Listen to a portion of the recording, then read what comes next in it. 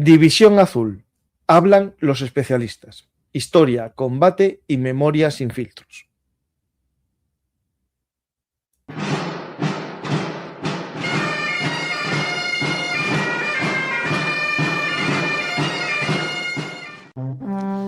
Armas, batallas y hombres que cambiaron el curso de la historia. Esto y mucho más en Bellum Artis Historia Militar. Hola a todos, amantes de la historia. Hoy volvemos a viajar en el tiempo para conocer, esta vez, la División Azul y su papel en la Segunda Guerra Mundial. Pero si queréis viajar de verdad y no de forma virtual con Bellum Artis, este verano vamos a Normandía con David Díaz Cabo como guía y un servidor como acompañante. Si queréis uniros a nuestra expedición, informaros en Grupeando Tour, y si os gusta el viaje, ponéis el código BellumArtis26 y os dan un descuento de 100 euros. Y si tenéis alguna duda, preguntadme. Hoy vamos a hablar de la División Azul. Y qué mejor que un amigo habitual del canal, Carlos Caballero, pero esta vez le va a coordinar Juan Negreira. Hola Juan, hola Carlos. Hola. Pues venimos a hablar de este libro publicado por una editorial amiga, Laus Hispaniae, que empezó como una revista virtual en PDF, que colaboré yo en los primeros números, ahora no tengo tiempo, y de un amigo, Francisco Pina, que es una buena acción para la historia de España. En esta vez habla sobre, o intenta sacar del olvido a la División Azul y un poco quitar la leyenda negra también, es decir, contar los hechos como fueron y evitar esa típica leyenda que se genera en la historia siempre. Y vamos a intentar en este programa, con Carlos Caballero, que ya lo sabéis que es un especialista, y con Juan Negreira, que vais a descubrirlo si no lo conocéis, vamos a ver la División Azul más allá del mito y conocer un poco la realidad de algunos episodios que trata este libro. Pues Juan, como coordinador del libro, ¿qué nos puedes decir de esta obra?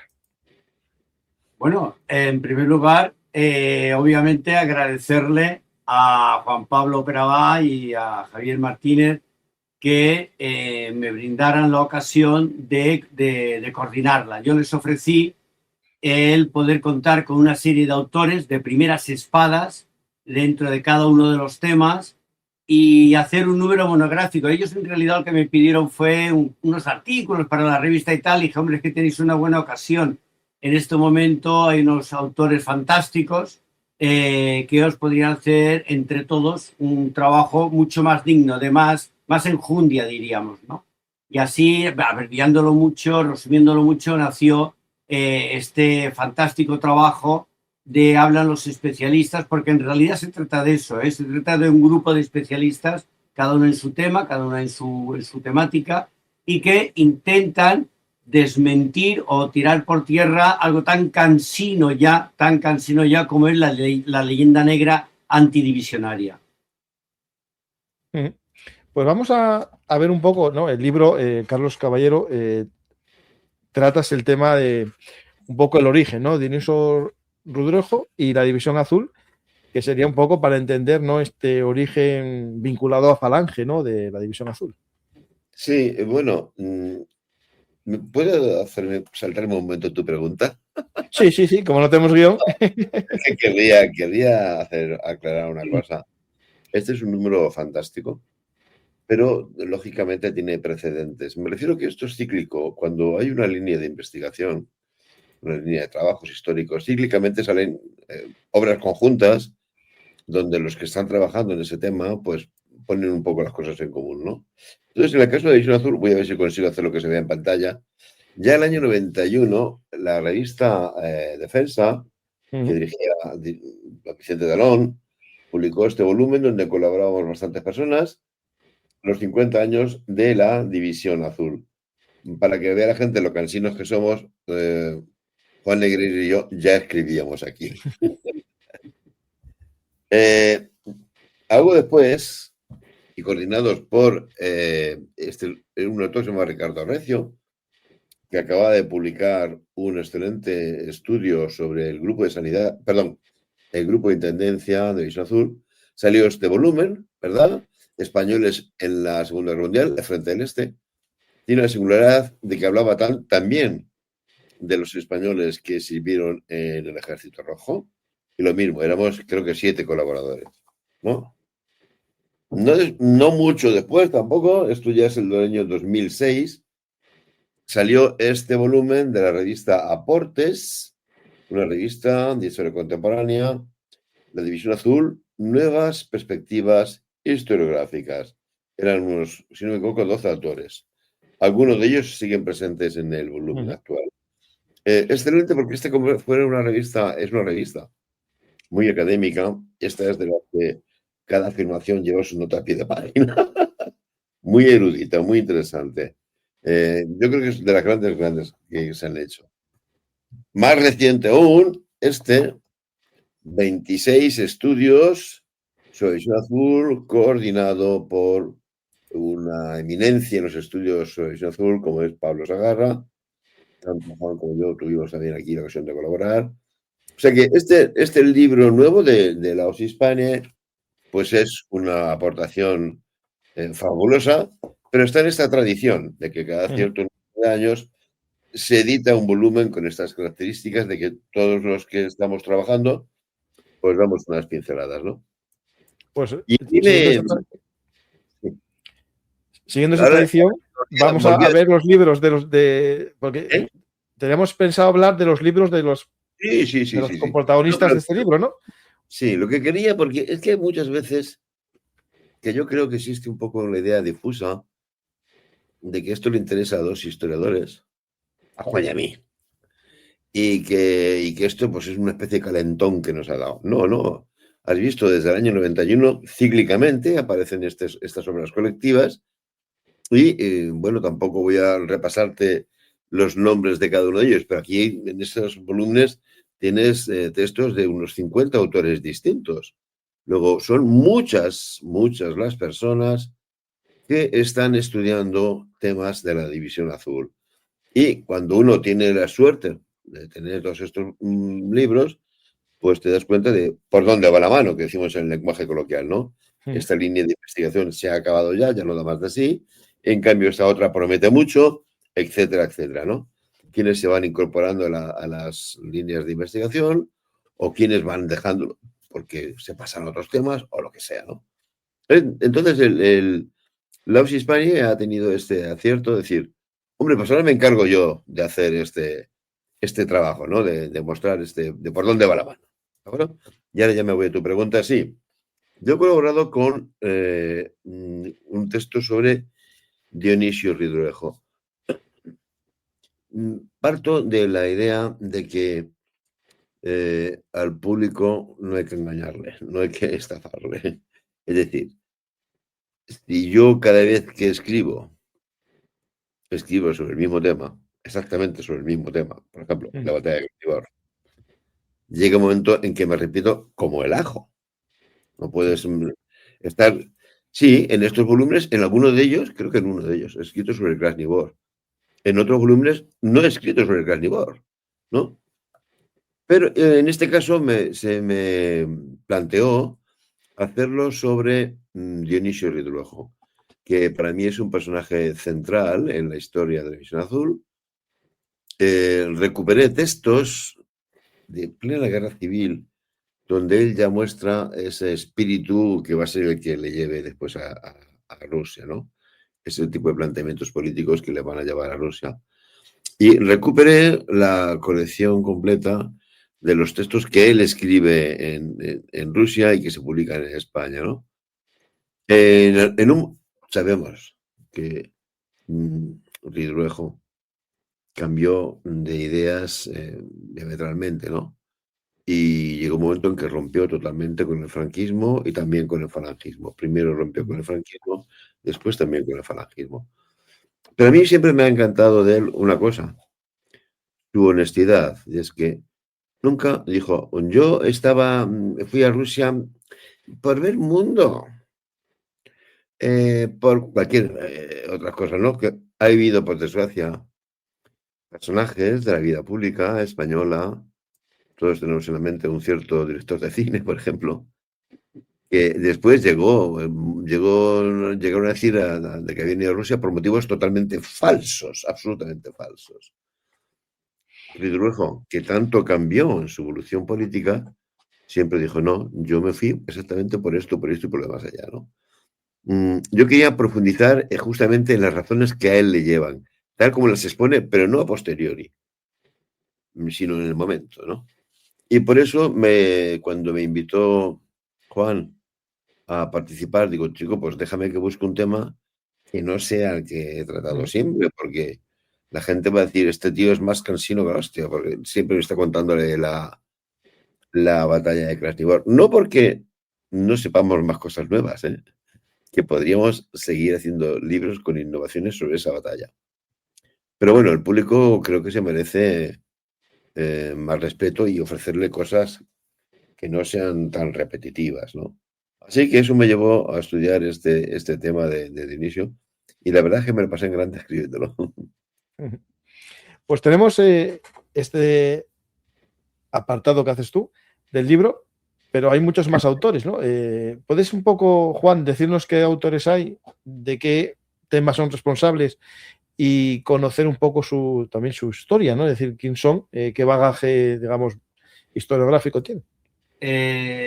Era muy importante para siguiendo la misma línea de lo que acaba de decir Carlos, era muy importante, en primer lugar, no repetirse con los mismos temas de siempre, excepto que hubiera algo nuevo, realmente nuevo que aportar, cada autor dentro de su ámbito, ¿no? de su tema. Y entonces contacté con cada uno de ellos. No están todos sus trabajos, voy a enseñar solamente un pequeño resumen, pero para que nos hagamos una idea del nivel que tiene la gente que ha publicado en este trabajo. O sea, el que menos es ingeniero, Carlos los conoce, hay dos que son ingenieros, me parece, catedráticos, bueno, lo que menos son licenciados en historia. Por ejemplo, este libro fantástico, la primera vez que se estudia el grupo de exploración, José Antonio Sáenz López, un gran amigo mío, bueno, como todos, que hizo este tocho. Me gusta también enseñarlo de perfil para que se vea que no son artículos de corte y pega como otras publicaciones que están saliendo ahora en el mercado, que son artículos de corte y pega, cortando lo que les interesa y pegando lo que les interesa. Estos no son auténticas, vamos a decir, tesis doctorales. Además, está, por ejemplo, Miguel García Díaz, de este gaditano fantástico, que ha hecho un trabajo estupendo, fantástico, sobre todas y cada una de las enfermeras que sirvieron en la División Azul, evidentemente retaguardia en toda la línea de hospitales. Aquí tenemos de Pérez Rubio y de Prieto Barrio este tocho sobre la Legión Azul, sobre la Legión Española. ¿Se puede escribir mejor? Sí, bueno, se puede escribir más cosas novedosas, pero difícil. Estos dos autores lo han puesto realmente difícil.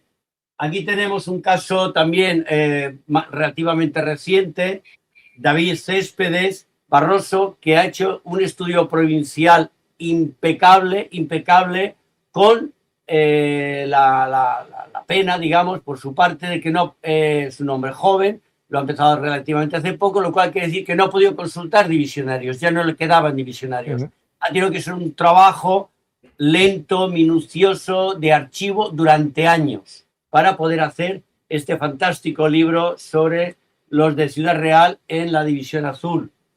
Aquí tenemos a dos grandes especialistas, uno de ellos ya está en los Luceros, como es Daniel Burguete, el otro José Antonio de la Iglesia, que han hecho, fíjate, un libro solo sobre los suboficiales que estuvieron en Rusia. Un trabajo estupendo. ¿Qué decir de Juan Manuel Pollato, licenciado en medicina, director de no sé cuántas organizaciones médicas y tal, que ha hecho este libro Bajo el fuego y sobre el hielo, que es estupendo, lo mejor que hay hasta el momento y muy difícil de superar también, sobre el servicio de sanidad en la División Azul. Aquí tenemos, como no, lo ha citado antes Carlos, Pablo Sagarra. Pablo Sagarra, tú imagínate, fue su tesis doctoral. Esto es una parte de su tesis doctoral, el gran trabajo que hizo este hombre para en la editorial Actas, publicando este libro. Todos ellos en este momento muy difíciles de superar.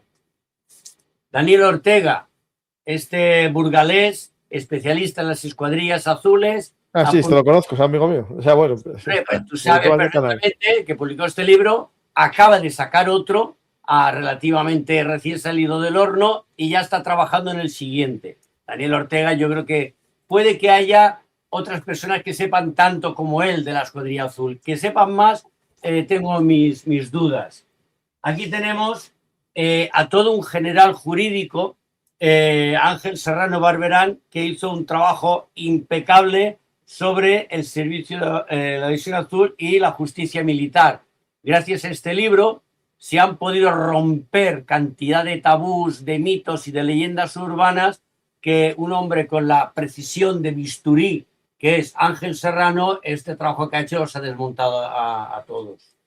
Y ya para terminar, el último que voy a enseñar, habría más, muchos más.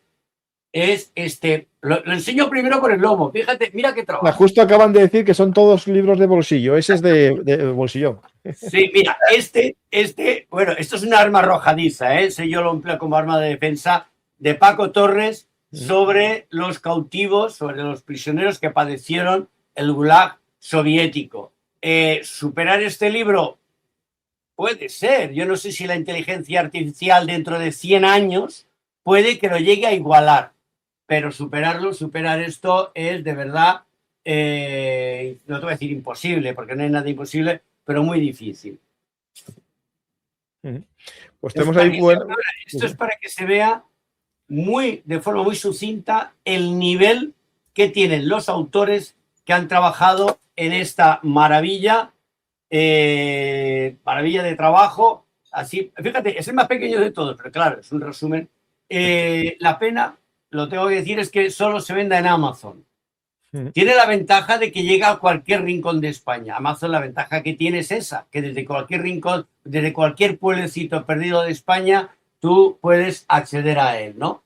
Eso es la gran ventaja que tiene Amazon. La pena es que vas a una librería y no lo vas a encontrar en los escaparates. Por eso recomiendo, de verdad, recomiendo a la gente que quiera saber de verdad, que se quiera alejar de corte y pegas y de tonterías y de leyendas urbanas, lo que realmente fue, comprando este librito va a tener un poco de todo lo que le acabo de enseñar hace un segundo.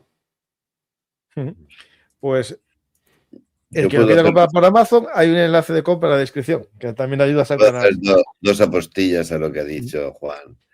De alguno de los autores que han colaborado aquí, no hay tienen artículos publicados, pero no tienen libros, volúmenes, y sobre todo no tienen libros de este tamaño. Pero eso no significa nada, me explico.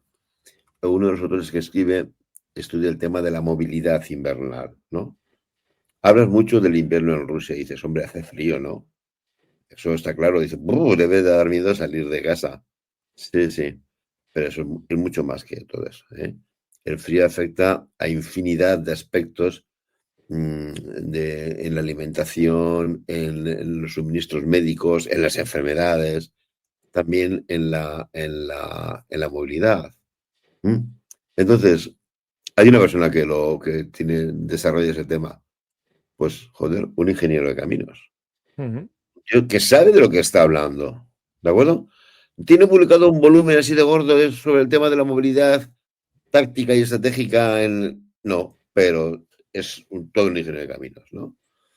Hay otro artículo que es sobre el material de transmisiones. Yo se nota que soy de transmisiones, que fui de transmisiones. En una guerra moderna, sin las transmisiones, un ejército no es nada.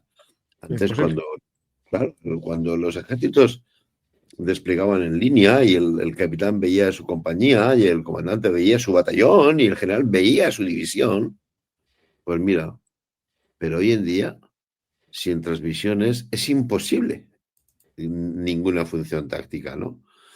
Entonces, la División Azul llega un momento en que llega a estar desplegada ocupando 70 kilómetros de línea. Eso es un auténtico desafío. Bueno, ¿y cómo se superaba eso? Pues nadie te explica qué equipos había. Ningún autor, digamos, ningún libro normal, ¿no? Aquí sí, en este volumen se te explica. ¿Y quién lo escribe? Un ingeniero de telecomunicaciones.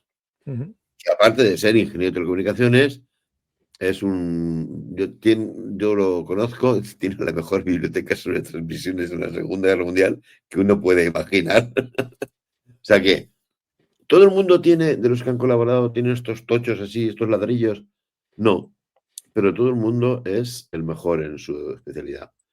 Y otra apostilla, también importante, hay 18 artículos, ¿vale?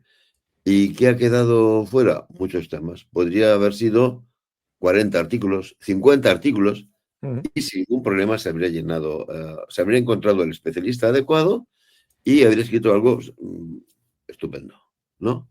Pero claro, los editores tienen las posibilidades que tienen, la capacidad del lector también tiene un límite, no hay que forzar del todo la paciencia del lector. Y entonces por eso decía que este tipo de volúmenes sirve para decir por dónde va la mano. ¿Ven ustedes? No es una chaladura de uno o dos señores, sino que hay mucha gente trabajando. Y ven ustedes al leerlo, que hacen trabajos de calidad. Esto no es repetir tópicos. Bueno, el problema que ocurre mucho, y esto alguna vez ya lo hemos comentado aquí en tu programa, con el tema de Edición Azul, es que mucha gente no repite más que propaganda y tópicos, que no nos interesa en primer lugar porque son tópicos y en segundo lugar porque son propaganda. Alistamientos en tal, forzados en los cuarteles, tonterías de esas. Bueno, Juan, pues no ha colaborado con ningún artículo en este volumen, pero Juan es el único investigador en España que ha dicho, voy a ver esto de qué ocurre en los cuarteles. Y se ha ido al archivo militar correspondiente y ha publicado toda la documentación que hay. Entonces, ves, en cada regimiento de la guarnición de Baleares, cuánta gente se alistó en cualquier categoría. Cuánta gente que empieza, alistado de la fuerza, ponele hambre, todas las tontunas. Déjese, por favor, de repetir tópicos. Si usted quiere que se avance en el conocimiento de esto, váyase a ese archivo, váyase al archivo de Valladolid, al de Granada o al que sea, al archivo militar que le apetezca, y publique los datos, como ha hecho Juan. Claro, no van a hacerlo. ¿Por qué? Porque cuando uno investiga esos datos, le contradicen todos los tópicos que salen, ¿no? Te hablan de que en las regiones se alistó más gente, en otras se alistó menos. Tú estuviste en mi conferencia. Sí, la que tienes en Oviedo sobre el reclutamiento. Sí, sí. Y viste que a día de hoy es que podemos saber si en Corrales de Buelna se alistó a alguien. Es decir, no me cuente usted milongas. Dígame quién se alista en cada sitio, cuánta gente, en qué fechas, a qué unidades va. Y vamos a meternos en las personas reales. No en los tópicos, no en los prejuicios que usted tiene de antemano en su cabeza, ¿no? No vuelva usted a repetir la historia de García Berlanga, que es una revista reciente en España que ha dedicado a Edición Azul. Repetía la milonga de García Berlanga alistado por salvar a su padre. Que eso no se lo creen ni los ciegos ni los sordos. Es falso al 100%. Entonces, ¿por qué es bueno este tipo de publicaciones? Porque demuestra que hay materia prima para investigar, que hay temas que se están investigando y cómo hay que investigarlos, dejando de lado todo el tema de... Porque al final, el lector, ¿qué es lo que quiere? Yo creo que el lector quiere saber cómo fue aquella campaña, ¿no? Entonces, por ejemplo, algo tan, yo qué sé, el tema de la movilidad, ¿de acuerdo? El autor que lo describe, pues te cuenta los terribles problemas que tuvieron los alemanes con la red ferroviaria, cómo sus máquinas se rompían, etcétera, etcétera. ¿Por qué es importante que nos paremos a reflexionar en eso que este autor nos sugiere? Porque automáticamente entiendes todos los problemas que salieron, que surgieron con respecto a los suministros, con respecto a las evacuaciones, etcétera, etcétera, etcétera. Lo que queremos, lo que quiere el público lector y lo que queremos investigadores es ofrecer datos para la comprensión real de los problemas que allí se plantean. No quiero que me repita usted la propaganda que se hacía en los años 40. Déjese de tonterías, ¿no? Entonces, esta es una de las grandes virtudes de este libro, ¿verdad? Al público le va a decir por dónde va la mano, qué se está investigando, quién lo está investigando, cuáles son las conclusiones a las que estamos llegando, etcétera, etcétera. Y Juan, como coordinador, el criterio, digamos, para dar los temas fue, digamos, qué líneas de investigación quiero desarrollar y buscas los expertos, o los expertos te dicen qué temas quieren desarrollar. Digo, como coordinador de un libro con esta calidad de colaboradores, es que es complicado guiarlos, ¿no? Sí, ha sido una labor muy complicada, lo ha dicho un poco Carlos antes, porque no tanto los que, digamos, podían ser útiles, tener un trabajo útil para este libro, sino los que había que descartar. Tristemente, ha habido que descartar a una serie de personas que pro bono hubieran colaborado de forma entusiasta. Yo, por ejemplo, como hice la introducción, ya intencionadamente no he participado con ningún artículo, con ningún trabajo, ¿no? Y eso que en ese preciso momento estaba trabajando en dos líneas de investigación que hubiera aportado novedades, considero, como todo autor, consideramos interesantes, pero moralmente no podía quitarle el espacio a otro y dármelo a mí, ¿no? Con la introducción ya bastaba. ¿Sabes qué pasa? Como ha dicho Carlos antes, llevamos ya muchos años en esta película, ¿no? Todos los autores que han colaborado y muchos más ya son incluso amigos nuestros. Entonces yo sé cada uno de ellos, no solamente el tema que está trabajando o que lleva desarrollando, porque hay algunos que se han especializado mucho, por ejemplo, nuestro amigo común Ortega con el tema de las escuadrillas, sino no solamente cuál era su tema principal, sino si dentro de ese tema podía aportar alguna novedad. Había algo nuevo que decir, ¿no? Y entonces hice una selección un tanto draconiana y hay que decir una cosa, a cada uno que les iba mandando el correo electrónico, yo soy un poco antiguo, funciono todavía con emails, con correo electrónico, automáticamente tenía un primer tiempo de saludo, diciéndome que sí.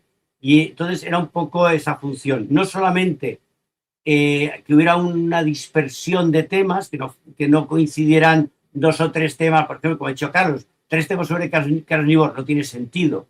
Me interesaban más temas paralelos o convergentes con el tema de la batalla, no tanto la batalla en sí, ¿no? Entonces, por eso yo ya, como conozco los autores, iba contactando con cada uno de ellos.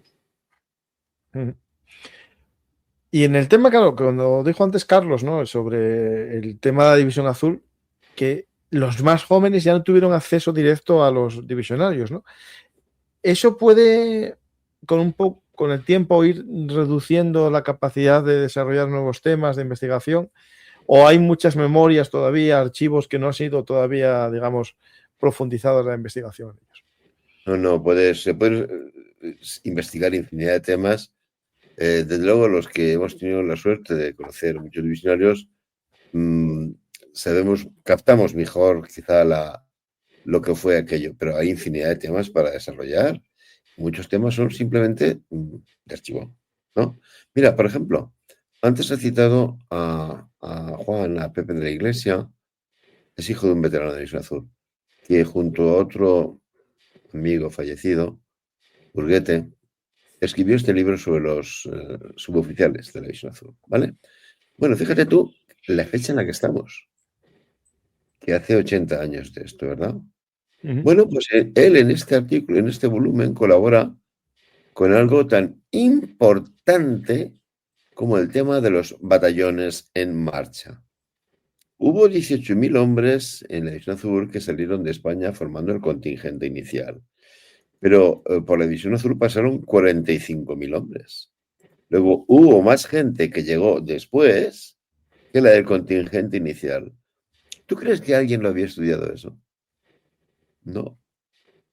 Ha sido Pepe de la Iglesia el que se ha puesto, y esto es un trabajo puramente de archivos, es ir a ver las revistas de comisario, pues en tal sitio, en tal contingente salieron tantas personas, tantos sargentos, tantos cabos, tantos generales, o tantos comandantes, y los batallones de regreso. ¿Es el trabajo definitivo sobre los batallones en marcha, que es como se llamaban las unidades que llevaban refuerzos? No, no es el trabajo definitivo. Hay que profundizarlo bastante más. Pero es un hecho increíble que el mayor contingente de gente que estuvo en Rusia, que fue el que llegó con los batallones en marcha, no hubiera sido analizado. Y no se hubiera publicado un artículo, dice, tal batallón, tal fecha, tanta gente, tal batallón, tal fecha, tanta gente. ¿Me entiendes? Sí, sí. Hay otros colaboradores que lo que hacen es desarrollar otro aspecto de su línea de investigación. Pablo Sagarra tiene un equipo, forma equipo de investigación con Óscar González y Lucas Molina, y en el anterior volumen de 26 estudios hizo un análisis riguroso, si mi memoria no me falla, sobre el tema de los alféreces, oficiales subalternos, los alféreces provisionales que sirvieron en eso. Un estudio fantástico, estadístico, ¿no? Lo digo porque aquí no hace falta conocer a nadie, ¿no? Tantos eran de esta característica. En este volumen lo que hace es un estudio no menos fantástico sobre los capitanes. Una figura que a poco que uno tenga cierta experiencia directa de lo que es la vida militar, la milicia, sabe que los capitanes son las figuras clave, ¿no? Pues muchas tonterías. No, aquí te dicen, no, estos son estos capitanes, salen de aquí, de aquí, de aquí, pertenecen a esta categoría, esta otra y esta otra, etcétera, etcétera, etcétera. Entonces, temas que no se habían investigado, que empiecen a investigar, es el caso de Pedro Iglesia. Temas, líneas de investigación, que es el cuadro Pablo Sagarra con Lucas y con Óscar, está desarrollando un estudio increíble sobre los cuadros de mando de División Azul. Bueno, pues aquí te hace otra aportación. En otros volúmenes ya te ha dado otros temas, pero aquí no le repite al lector lo que ya has puesto en otros volúmenes, sino otro capítulo nuevo de esa. Y lo único que hace es que te pone los dientes largos y decir, yo quiero que salga ya el volumen general con todos estos temas que están desarrollando, ¿no? Luego, sí, es una pena para el que no los ha conocido que ya no estén aquí para inspirarte un poco, ¿no? Pero solamente con los archivos podemos pasarnos toda la vida trabajando, ¿eh? Uh-huh. Pues sobre algún punto o algo que sea nuevo dentro, digamos, de lo que es la historiografía, ¿no? De otros artículos, libros que se pueda destacar en este nuevo libro hablan los especialistas de la División Azul. ¿Algún punto concreto que se pueda, digamos, destacar? Porque, claro, sobre los temas, a mí me suena, incluso tengo libros alguno de tema de la medicina militar, tengo uno sobre logística, lo hay, el del invierno, ¿no? ¿Cuáles serían los temas o dentro de los temas donde más novedades puede encontrar el lector? Mira, pues yo destacaría precisamente 3, y de estos 3, 2 los ha citado Carlos. Son 2 personas que evidentemente efectivamente no han publicado ningún libro de momento, no quiere decir que no lo hagan en el futuro, sobre, digamos, su especialidad. Son 2 ingenieros, uno en comunicaciones, ¿cuál los nombres? Peregrín Pascual. Peregrín Pascual y, madre mía, qué mayor estoy.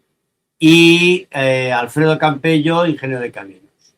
Fíjate, son 2 que no han publicado, como dice Carlos, ningún libro. Sin embargo, sus artículos, para mí, son de los más novedosos, de los que hasta ahora nadie había trabajado el tema, no solamente el tema, sino además el tema de esa manera, ¿no? Luego también está otro aspecto, y quizá también algo más desconocido, que es el trabajo de Togores, que ha hecho un trabajo estupendo sobre los legionarios, la Legión Española, los voluntarios que se alistaron en la Legión para combatir contra el comunismo en Rusia. No quiere decir que destaque. Perdona que te interrumpa. Aquí es que el lector debe, si se le aclaran ciertas características del autor, Luis Togores es catedrático en la universidad y la gente dirá, ¿y por qué este hombre tiene esa fijación con los legionarios en la División Azul? Es que... Él fue legionario. Legionario. Es que Luis Togores uno lo ve Sí. de catedrático y de tal, y de doctor, y de catedrático de universidad, y no se lo imagino, pero él fue legionario. Perdona por la interrupción, perdona, es que... No, gracias. No, y el libro, este libro lo tengo yo, el de 100 años, ¿no? No llegué a entrevistarlo nunca, pero este libro lo tengo yo por ahí, me suena, sí. Sí. El de 100 años de la Legión. Sí.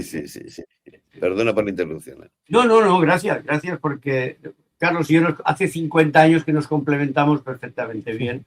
Pero ¿por qué decía esto? No nos engañemos. Yo me imagino, quiero pensar que a la mayoría de tu público lo que realmente le interesa es la épica, ¿no? Esas batallas, esos movimientos de tropas, ese aferrarse al terreno, que el enemigo no pase. Todo esto que hasta ahora se había contado, y muy bien, por ejemplo, por Fernando Vadillo, por citar a uno, ¿no? Esa épica se había narrado muy bien de una forma más literaria que no historiográfica. Bueno, ahora se va a poder narrar con toda una serie de detalles que hasta ahora desconocíamos o que no habíamos o que no se habían incorporado al relato, ¿no? Por ejemplo, lo que ha dicho Carlos antes, lo que representaba la implicación del frío durante la campaña, o lo que era peor, luego durante el deshielo, qué representaba el deshielo durante la campaña. Todo eso nos va a ayudar a la hora de volver de nuevo a narrar la épica, las batallas, los movimientos, de una forma ya mucho más precisa, mucho más documentada y que va a dar más verosimilitud al relato. Eso para mí yo creo que es interesante porque si nos quisiéramos quedar en un relato épico, pues mira, con reeditar cada año las obras de Vadillo, ya está. O de Tomás Salvador, pues mira, ya hubiéramos cumplido, porque la verdad es que dejó, tanto Tomás Salvador como Fernando Vadillo dejaron obras maravillosas, pero no es eso. Sabemos perfectamente que no es eso. ¿Sabes lo que pasa en este volumen? Que ha combinado, yo creo que muy sabiamente, todo tipo de perspectivas. El que le gusta abrir un libro y que huela a pólvora, ese se lo va a pasar en grande con el capítulo de Pérez Rubio y de Antonio Prieto sobre los combates decisivos que libra la Legión Azul, ¿de acuerdo? Pero hay muchas más perspectivas. Hay una perspectiva, por ejemplo, diplomática sobre esta historia, ¿no? Y alguien que yo creo que tú lo conoces, y yo juraría que hasta lo has entrevistado, que es Alfonso Escuadra. No. ¿No lo has entrevistado? No me suena, no. Bueno, pues es... Alfonso es un historiador gaditano de la línea, en concreto, que tiene unos trabajos fantásticos, increíbles. Este hombre consiguió que un tema que no sabíamos nada, que era la presencia de españoles en la Kriegsmarine durante la Segunda Guerra Mundial, de golpe y porrazo. Él lo investigó y ya sabemos todo, pero vamos, lo que calzaban, qué número calzaban de zapatos, lo sabemos todo, ¿no? Pero él lo ha contado algunas veces en artículos, en algunas de estas obras colectivas. Pero él es fundamentalmente, este es un tema que tiene un tamaño limitado y hay temas de mucha más envergadura, que es el papel, todo lo que ocurrió en relación con Gibraltar durante la Segunda Guerra Mundial, que él ha analizado en una obra maestra. Yo estaba convencido que lo conocías. Entonces te lo tengo que presentar. Bueno, te lo digo porque ¿qué aborda Alfonso Escuadra en este volumen? Todo el tema diplomático en relación con la División Azul, que también es este. Entonces, el que le guste el tema tiros, pólvora, tiene un artículo de Pérez Rubio. El que maten el tema diplomático, tiene el artículo de Alfonso Escuadra. gente del nivel del general jurídico Ángel Serrano hace una aportación también aquí brillantísima, estableciendo una especie de tipología humana. Ángel, bueno, pues para su estudio tuvo que enfrentarse, no sé si para aproximarse a las personas concretas, ¿no? Que son las que son sometidas a un expediente, a alguna causa, etcétera, etcétera. O no, son sometidas, no. Me refiero que él ha analizado mucho este tema de los perfiles humanos, ¿no? Y tiene un artículo en este volumen que se aparta de lo que era estrictamente jurídico, ¿verdad? Pero que es, bueno, no, lo siguiente, ¿no? Esto es lo que han hecho en general los autores de este trabajo, perdón, de este volumen, ¿no? Hacer aportaciones nuevas, aunque sean en sus líneas de investigación. Antes, Juan ha hablado de el trabajo insuperable, creo yo, de Juan Mapoyato sobre sanidad militar. Y por cierto, si él se lanza a hacerlo es después de ver que en una obra que estaba gozando de mucha fama y mucha difusión sobre el Visión Azul, se decían simplezas sin cuento y sin sentido sobre el tema este de la sanidad. Dijo, pero hombre, ¿cómo están diciendo esto? Entonces escribió este trabajo tan increíble. Bueno, pues ¿qué hace ahora? Desarrolla un aspecto muy concreto, novedoso, que es el tema de las evacuaciones aéreas sanitarias, ¿no? Esto ahora uno lo asocia, pues eso, a Vietnam y cosas así, ¿no? Pero ya ocurrió allí, ¿no? Entonces, hay un montón de perspectivas. Cada uno hemos desarrollado el tema. En mi caso, lo mío es básicamente historia cultural, ¿no? Y es curioso porque gente que está, digamos, vamos a decirlo así, encasillada en cierto aspecto. Mira, Juan nos ha mostrado antes obras de los distintos autores y nos ha enseñado la obra de Paco Torres sobre los cautivos, ¿de acuerdo? Bueno, Paco Torres, en esos 5 volúmenes anteriores que he mostrado, no había escrito ningún capítulo sobre el tema de los cautivos. Ahora, en este volumen, sí, la gente va a decir, has dicho que intentáis ser novedosos. Vamos a ver, Paco Torres no había publicado ninguna obra de estas colectivas el tema de los cautivos y ahora lo ha hecho porque se trata de ofrecer al público una síntesis, público que no se vaya a comprar un libro de 800 páginas, una síntesis, ¿no? Entonces, yo creo que cada uno de estos libros, perdón, cada uno de estos capítulos destaca porque aporta una perspectiva nueva. Un fenómeno como la guerra o como una campaña militar no puede reducirse al momento en que unos señores se ponen a pegar tiros, porque eso es la consecuencia de muchas más cosas que son previas y anteriores, ¿no? No es que para pegar tiros tiene que llegar las balas, claro. Por ejemplo, sin ir más lejos, ¿no? Mira, ¿ves? En este volumen que coordinó este señor Recio, como el tema que su tesis, por así decirlo, era sobre el servicio de intendencia, ahí se primaba mucho. En cambio, últimamente no ha aparecido mucho sobre intendencia y es fundamental, ¿no? Tienes, por ejemplo, una perspectiva que es fundamental en la historia militar.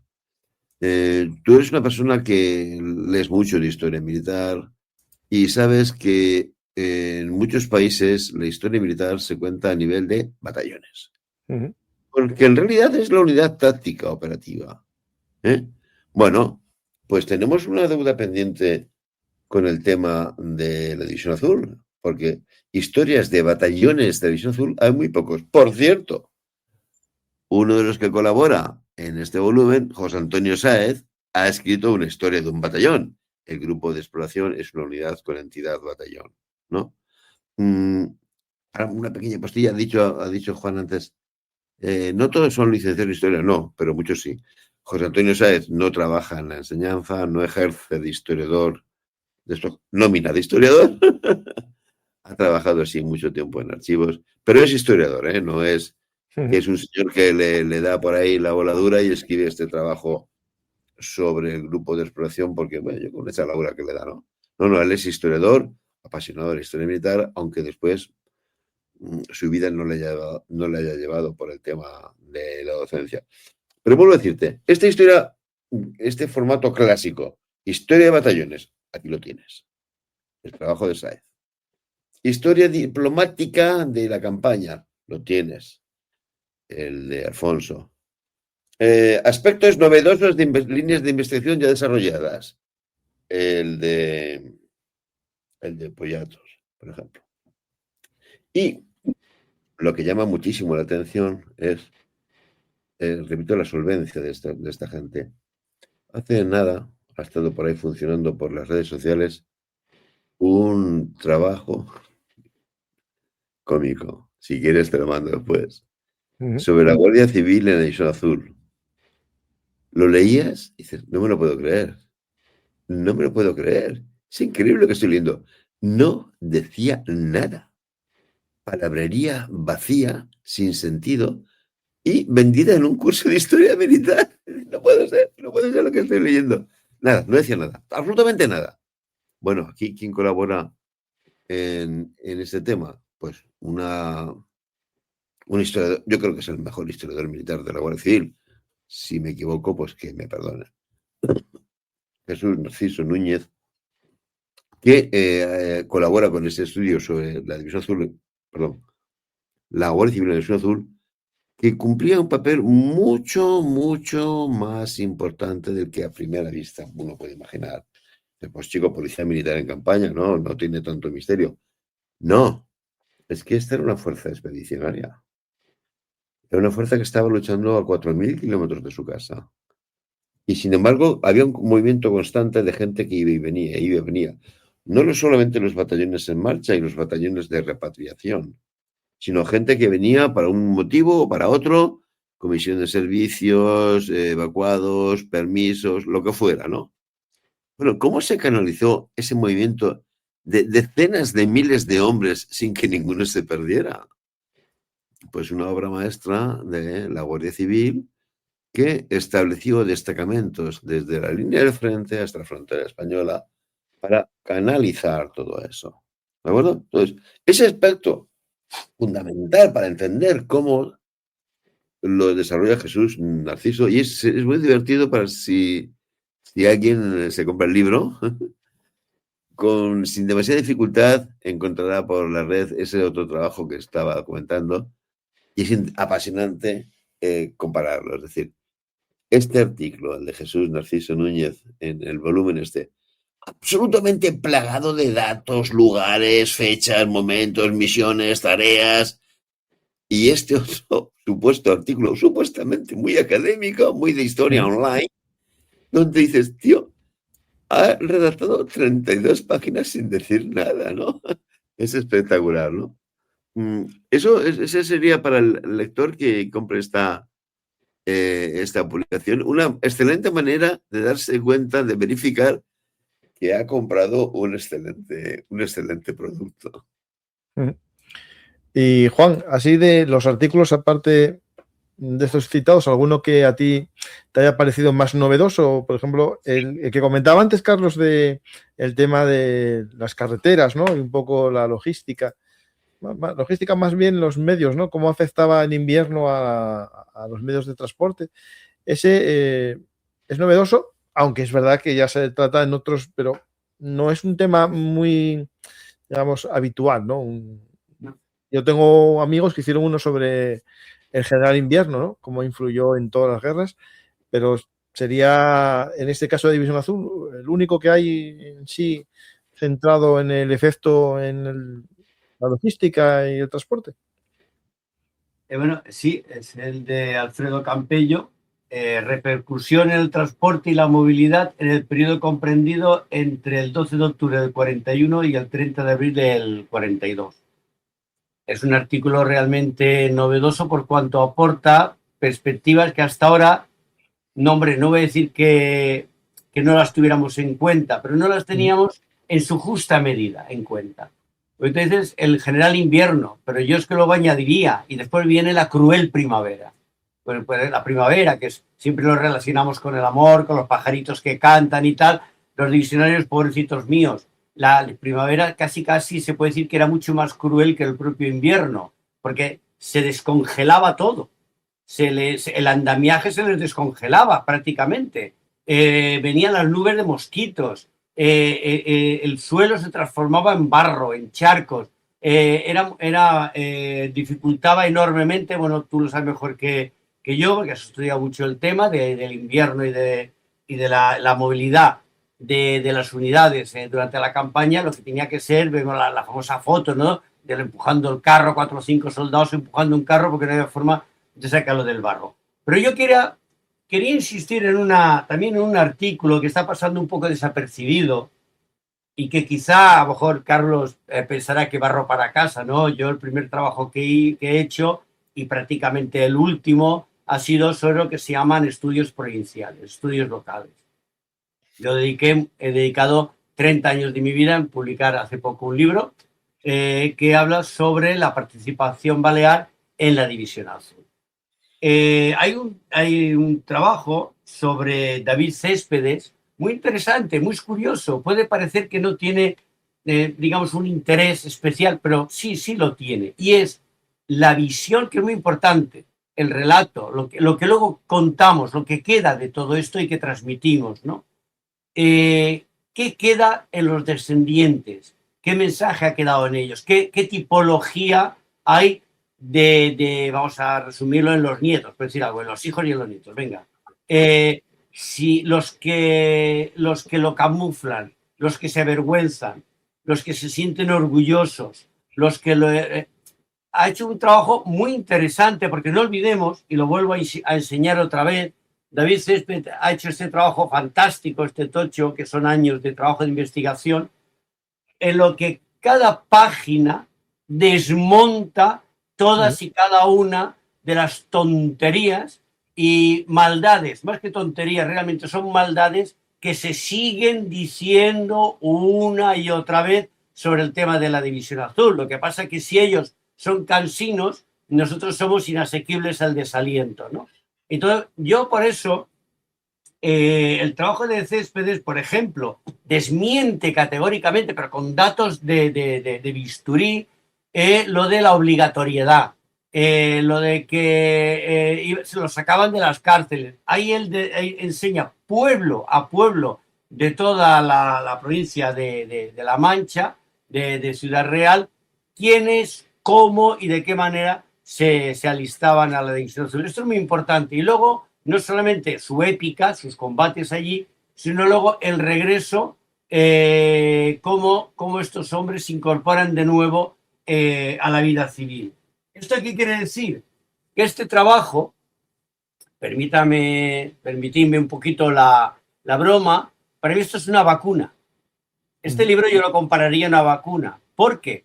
Porque va a crear en el lector unos anticuerpos que cuando entre en un Facebook o en una revista, estas que han salido ahora contando tonterías, su cuerpo ya habrá generado unos anticuerpos que dirá, no, esto no es posible, esto que están diciendo sobre la sanidad, de que los médicos eran todos unos cafres y las enfermeras eran...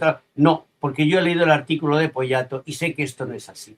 Esto es el valor que yo le doy precisamente a este trabajo. Pues ese tema me interesa mucho y si un día tendréis que hablar con Poyato que venga a contarnos cómo funcionaba la sanidad. Te lo aseguro que lo vas a pasar muy bien porque además es un grandísimo comunicador. Cuando da una conferencia, yo he estado en alguna conferencia suya, consigue que el público babee, te lo juro, ¿eh? Es una cuestión, es un comunicador nato, fuera de serie. Hay que... No conozco, no. El libro sí me suena haberlo visto en librerías, pero no tengo. El caso es que su libro sobre la sanidad en la División Azul tuvo el problema, es un problema estupendo, todos quisiéramos tener ese problema, de que estaba totalmente agotado y no aparecía en el mercado de libros de ocasión porque nadie que tuviera ese libro lo quería soltar, lógicamente. Entonces, a mí me ocurrió conocer médicos que descubrieron el tema de Visión Azul y que querían pues ese libro y pues, una fotocopia. Yo es que mis principios éticos me impiden fotocopiar libros. Sí. Y digo, no, toma, ya me lo devolverás cuando eso, pero no. Y ahora lo han reeditado, así es que el libro está de nuevo disponible y vamos, que convendría, digamos, hacer un programa, porque dice, mira, hago un programa sobre un libro, despierto un interés sobre él y después no lo vas a conseguir por ninguna parte, y es un poco una pequeña estafa al oyente, ¿no? Ahora el libro está reeditado y el libro es, ya hemos usado varias veces la palabra, es prácticamente insuperable. Y con Juanma te vas a pasar un rato estupendo. Pues ahí, me lo tenéis que. Fabuloso comunicando. Tienes que hacer de agente para. Ah, sí, no. Esta misma tarde le estoy llamando. Pues el tema, claro, que podríamos estar hablando de cosas de cada uno de los capítulos, ¿no? Puedo coger uno al azar y decir que me habléis de él, pero no es el objetivo. El objetivo es un poco ver qué hay en este libro, pero sobre todo qué hay en la División Azul o qué áreas, ¿no? Se están investigando. Recientemente ya dijiste alguna, ¿no? Eso de una investigación a nivel de batallón sería muy interesante, ¿no? Claro. Es que lo bueno de estas obras colectivas es justamente eso, ¿no? Ver la multiplicidad de enfoques. Tienes una historia de un batallón, ¿vale? Tienes una parte de historia diplomática. Tienes una parte de historia de logística sanitaria. Tienes una parte de historia cultural. Tienes una parte de problemas logísticos relacionados con la climatología, el ecosistema del Frente del Este. Problemas sobre equipamiento. Yo, por ejemplo, me hubiera gustado mucho un artículo sobre armamento. No hay un artículo sobre armamento. Y cuando quieres conocer bien la historia de la División Azul, importa mucho el armamento. Ellos, creo que los soldados de la División Azul fueron grandes combatientes. Pero es que además tenían el SMG-34. Me explico. Muchas de las tragedias que le ocurren, por ejemplo, a otros combatientes del Frente del Este, léase rumanos, léase italianos, léase húngaros, es que no tienen MG-34. Los alemanes no tienen capacidad de suministrar a estos ejércitos aliados suyos tanto material. En cambio, la División Azul, como es una unidad equipada por los alemanes, tiene el MG-34. Y eso marca una diferencia, ¿no? Entonces, no hay en este volumen, porque no cabían todos los temas, un artículo sobre armamento, que hubiera sido quizás interesante. Pero sí que lo hay sobre equipo, lo que hemos comentado antes del equipo de transmisiones, ¿verdad? Tan fabulosamente descrito y especificado las funciones, las tareas por Peregrín Pascual. Es que no hay ninguna perspectiva que se haya quedado fuera. Están los estudios regionales, ¿verdad? Antes nos hablaba justamente a Horizonte, nos hablaba Juan del estudio de David Céspedes, que bueno, los que tenemos la suerte y el privilegio de contar con su amistad, en mi caso es que somos paisanos, ya lo sabes que yo soy de Cerrar. Bueno, pues es que es un trabajo que has visto crecer. Y cada vez que David se iba a pasarse sus 10 días allí al archivo de Ávila, decías, madre mía, un frío, no sé, los problemas que tenía para conseguir los papeles. Te hacía una ilusión tan loca que terminara este libro, ¿no? Porque es un trabajo que has visto crecer. Entonces, con la tranquilidad que después hay tanto sinvergüenza que firma un artículo donde se inventan las cosas o repite como un loro papagayo mitos propagandísticos. Y este hombre, que se ha pasado montones de años viéndose a instalarse durante 10 días, 15 días en una ciudad distinta a la suya, para estar allí plantado a primera hora en el archivo y salir cuando cierran el archivo, no después, porque lo tienen que echar con la cinta hirviendo. ¿De acuerdo? Entonces, algunos, como Juan o como yo, tenemos el privilegio de conocer a estos autores y saber lo que hay detrás de ello. Pero digo, si tú te revisas el índice, aunque no te los hayas leído todos, verás que cada uno está abordando un tema distinto desde una perspectiva propia. ¿De acuerdo? Ujú. Es una variedad temática realmente llamativa. Y aun considerando que otros temas no cabían y se han quedado fuera, posiblemente lo que más le sorprenda en un primer momento al lector sea esta variedad temática. No es un libro de historia militar unidimensional. ¿eh? Tú te lees muchos libros de historia militar y son unidimensionales. Despliegue, despliegue, despliegue, batalla, batalla, batalla, general, general, general, despliegue, despliegue, despliegue, ya está. Aquí no. Te vas desde los problemas que tiene el historiador para investigar a los divisionarios de su provincia a otro como el de nuestro común amigo José Ramón, hablando de la criptografía. Claro, si las transmisiones son importantes, lo decisivo es la criptografía, porque si no estás hablándole al enemigo, ¿no? Ujú. Y claro, pues Juan tiene el conjunto de relaciones y dice, aquí esto tiro yo de nuestro amigo José Ramón, y que efectivamente, pues, yo te digo, desde los alistamientos en los pueblos de La Mancha hasta la criptografía, no se ha quedado, bueno, se han quedado temas por ir, pero hay tal variedad de perspectivas que un poco yo no sé si el lector nos ha un poquito mareado. Pero bueno, le va a servir para orientarse hacia dónde quiera después continuar sus investigaciones. Mira, pues aquí José Ramón Soler va a sacar un libro sobre Enigma en breve, va a llegar, me dijo que me lo había mandado, o sea que va a llegar al puntito, pero también la gente puede escuchar su programa sobre Enigma y Ultra, códigos secretos y la criptografía.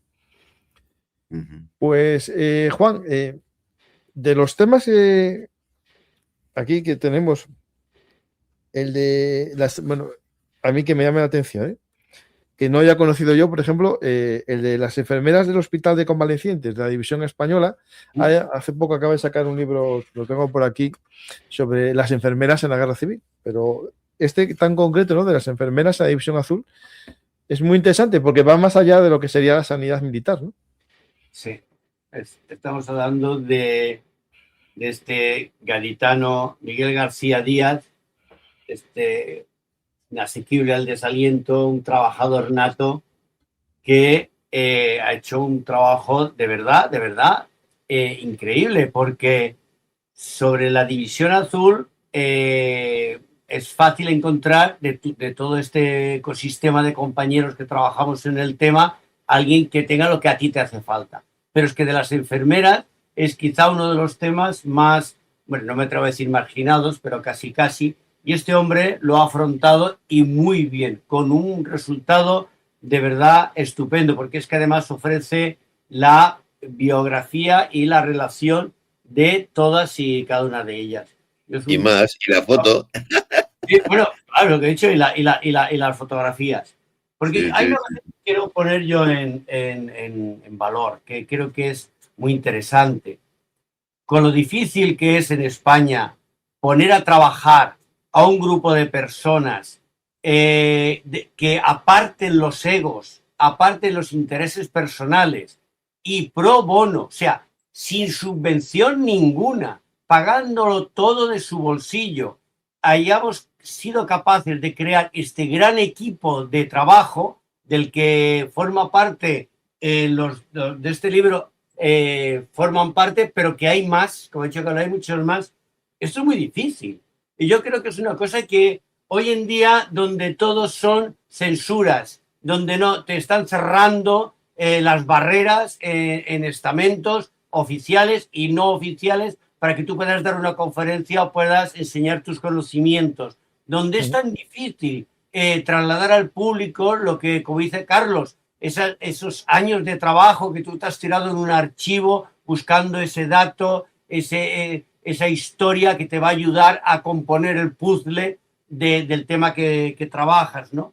Pues hemos conseguido crear un gran equipo de trabajo que, insisto, sin cobrar un euro, pagando de su bolsillo, pro bono completamente, lo que es de uno es de todos. Eso que hace que cualquier trabajo que se quiera afrontar, vas a contar con todo un apoyo logístico impresionante. Eso es algo que yo quiero trasladar al público, de que tenga la seguridad, tenga la tranquilidad de que cada vez que en tu programa, o hablado por Carlos, por cualquiera de nosotros, el libro que va a salir o que está saliendo, por ejemplo, el de Soler, que va a salir ahora sobre Enigma, eso es una marca, esto es un sello de calidad. Pues vamos. Hay que tener soberana paciencia, ¿no? Porque llega un momento en que dices, bueno, ya sé quién estaba en cada hospital, ¿no? Por ejemplo, ¿no? Pero Miguel, ha ido mucho más lejos, ¿no? ¿De dónde era esta señora? ¿Había estado en la guerra civil? ¿Qué formación tenía? ¿Qué condecoraciones recibió? ¿Qué fue de ellas después, no? Es realmente fascinante. De hecho, es muy curioso porque el libro, cuando salió,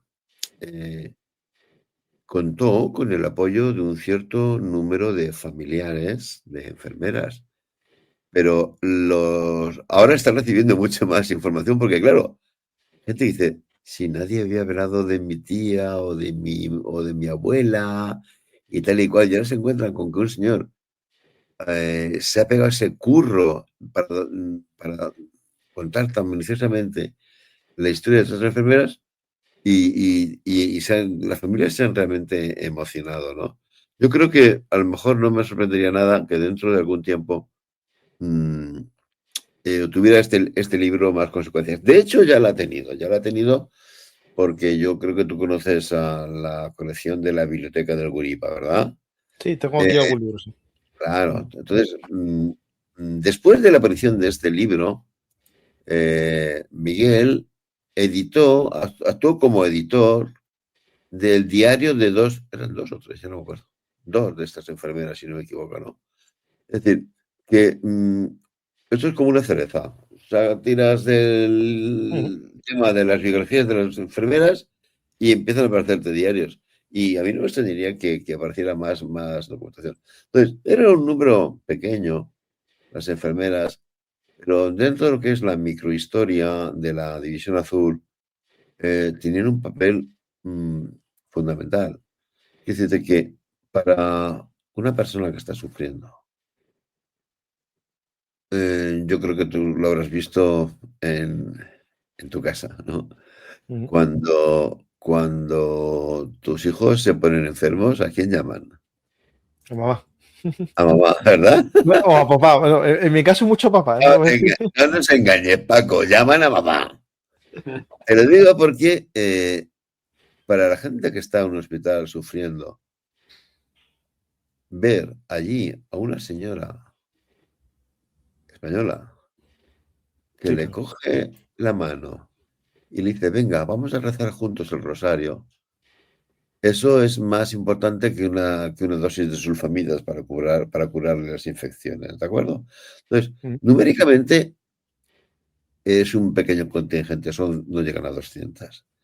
Ahora, psicológicamente, para los miles de hombres que pasaron por la importante red de hospitales españoles, recuerdo que había 5 hospitales españoles en retaguardia, fue muy importante. De hecho, la logística alemana lo prohibía taxativamente, pero de hecho ellas hubieran querido ir al lugar de más sufrimiento, que evidentemente era el hospital de campaña, que estaba en primera línea, ¿no?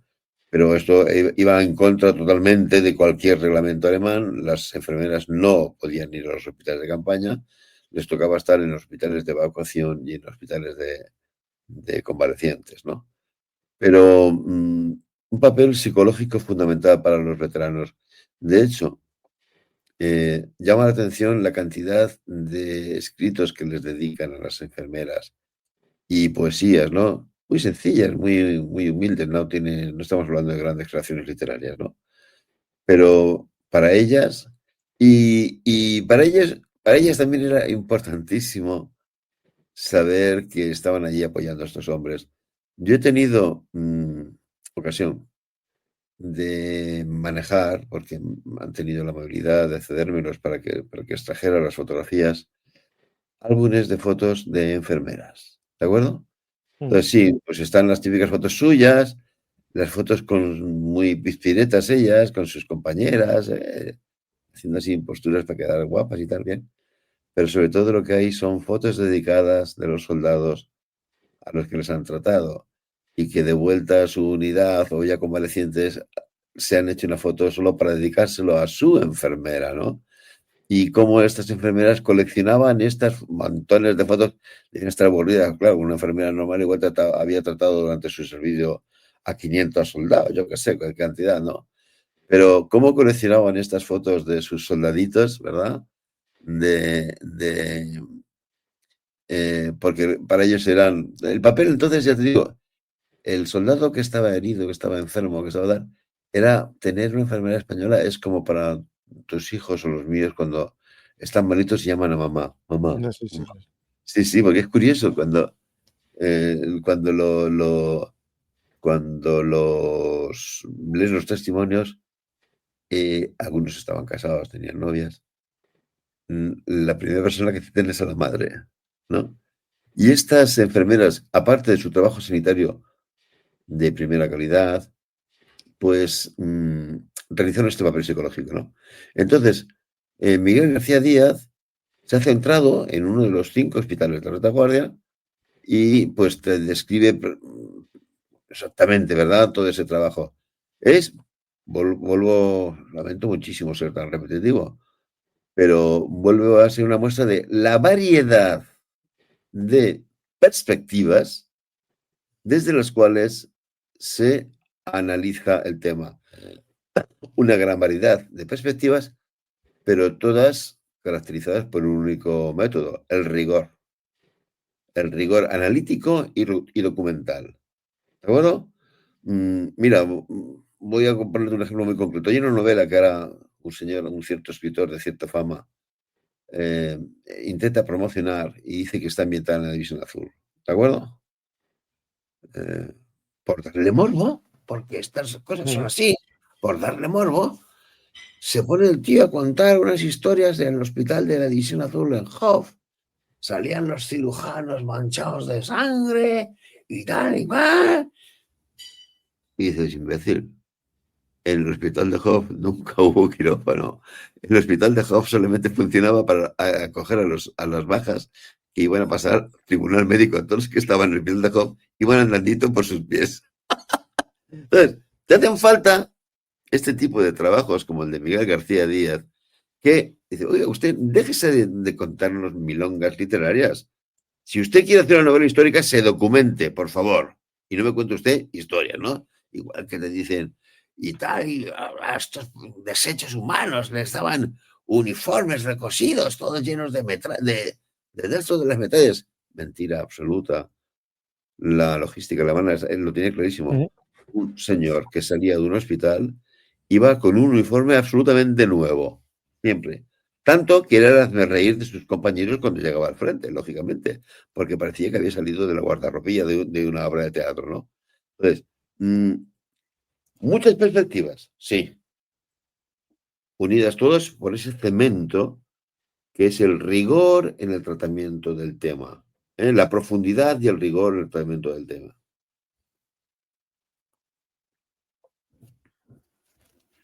Pues Carlos y Juan, vamos a ver alguna pregunta del público y así también ampliamos un poco.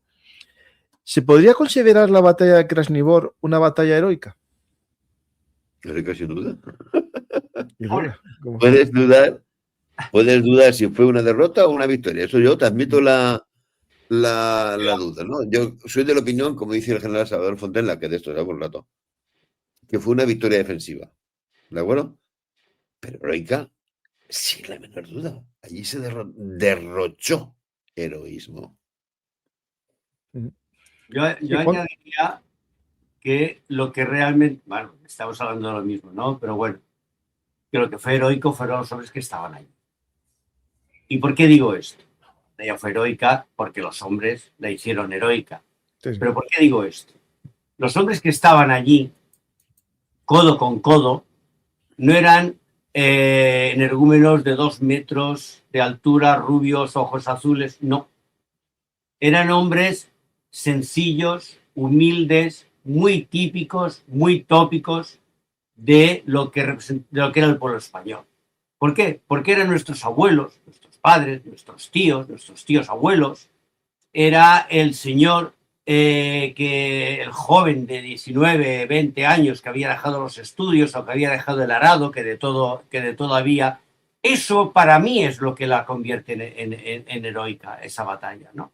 Que unos hombres sencillos, normales, sin capa y sin superpoderes hicieran lo que consiguieron hacer. Ahí hablando de lo que comentas, una pregunta. ¿Cuántos de los divisionarios habían combatido? ¿Qué porcentaje hay más o menos en la guerra y cuántos no? Digo porque, aunque es muy seguido, hay muchos que no habían llegado a combatir, ¿no? Eran muy jóvenes o estaban ocultos en el bando contrario, ¿no? ¿Te refieres a la guerra civil? Sí, sí, sí. Bueno, haré una breve que ahora Carlos la podrá desarrollar mejor. Yo, el estudio provincial que hice de Baleares, una de las tablas que incluí era evidentemente por edades. La inmensa mayoría, pero con diferencia de edad, era entre 20 y 22 años, si no recuerdo. Año arriba, año abajo. Eso quiere decir que era gente que evidentemente no había hecho la guerra. Hablamos de la tropa, está claro, ¿verdad? Que estamos hablando de la tropa.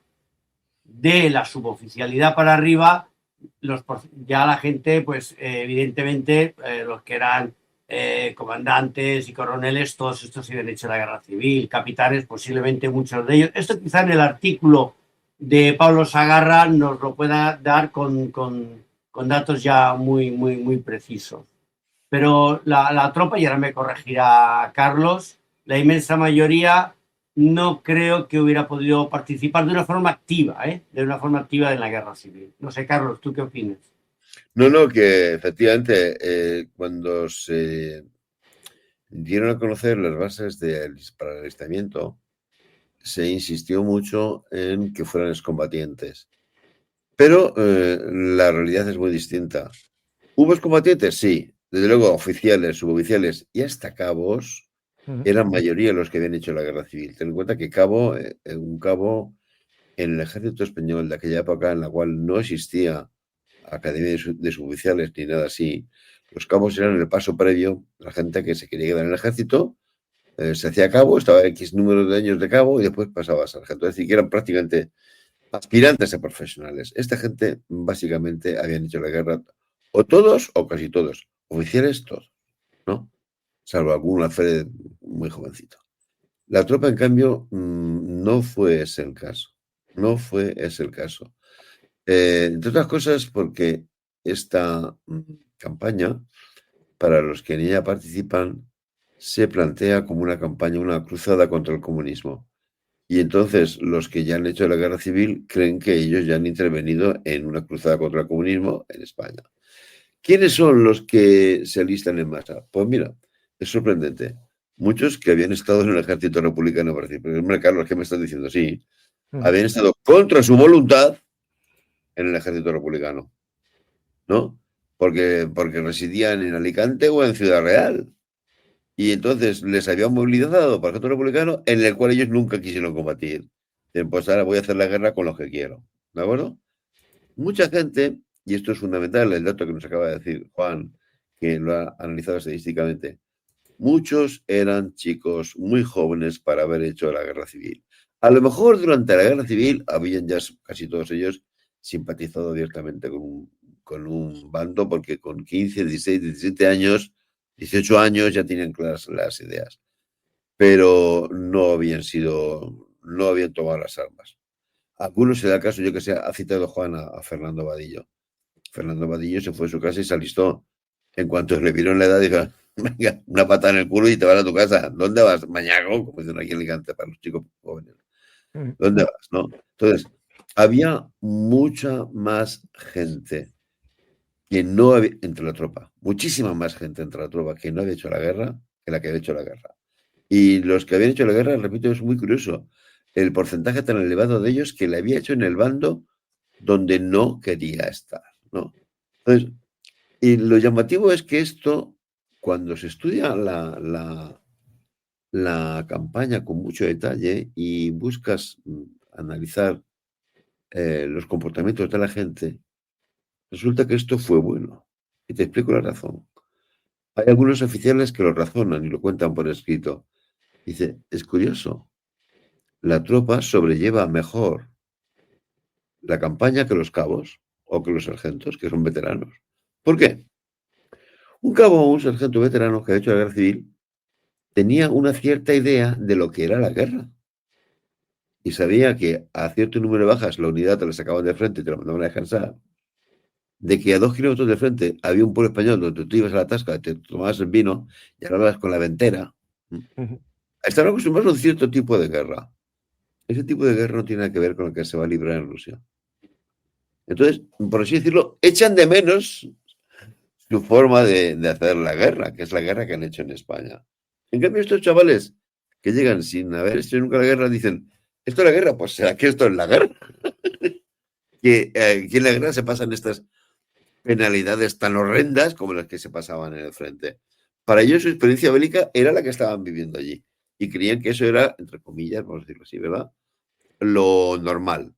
Mientras que otros que venían con otra experiencia bélica decían, pero tío, ¿por qué los alemanes no nos mandan a la retaguardia? Si esto no hay quien lo aguante, si llevamos X porcentaje de bajas. Esto en España, con la mitad de este porcentaje de bajas, nos habían sacado de la línea del frente y nos habían mandado a descansar a Oviedo, ¿no? Hubo muchos menos veteranos y hubo mucha más gente de la que no había hecho la guerra o no la había hecho en el bando con el que se identificaban. Siempre estamos hablando para tropa.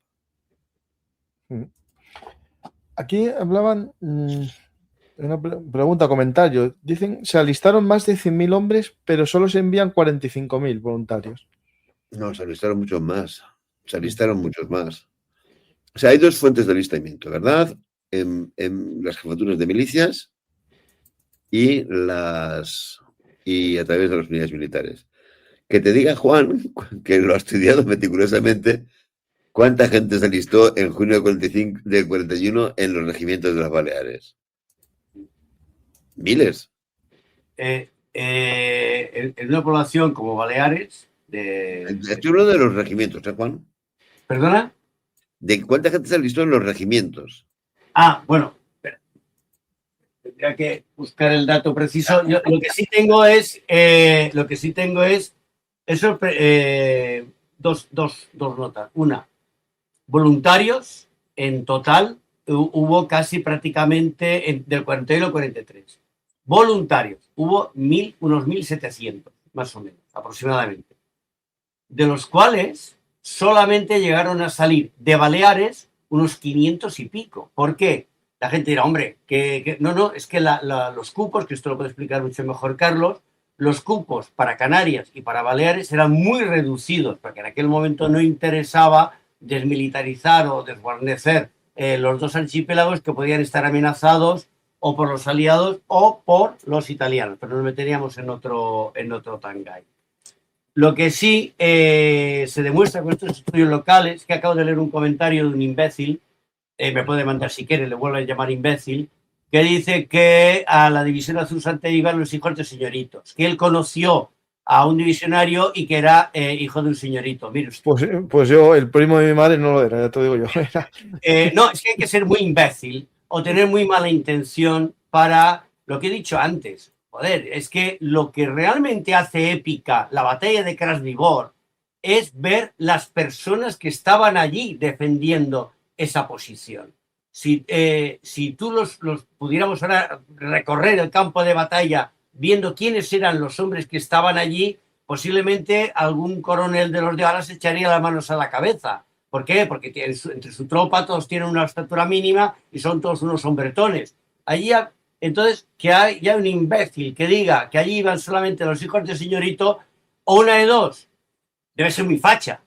Debe ser muy facha, porque claro, si iban los hijos de señorito, ¿eso qué quiere decir? Que tienen el privilegio, los señoritos, de poder mandar a su hijo a la guerra a que lo mataran. Perdóname que él está bruto, pero hay cosas que todavía me siguen indignando, porque os acabo de enseñar una retahíla de libros fantásticos, de trabajos fantásticos, de gente que trabaja muy bien, y seguimos todavía con el virus, con el COVID, de la ignorancia y la mala leche. Se ha juntado la mala leche con la ignorancia y es ese producto que tenemos ahí, esa garrapata que tenemos ahí. Por eso no vamos a rendirnos, por eso no nos vamos a callar y por eso vamos a seguir haciendo uno y otro y otro y otro libro en los que haga falta. Perdonadme, pero es que hay cosas que me saltan. No, pero bueno, pero es interesante que en el caso de que fuesen señoritos, eran señoritos muy luchadores. Eso te iba a decir, es que yo no sé qué complicado. pretende decir ese señor con esta afirmación.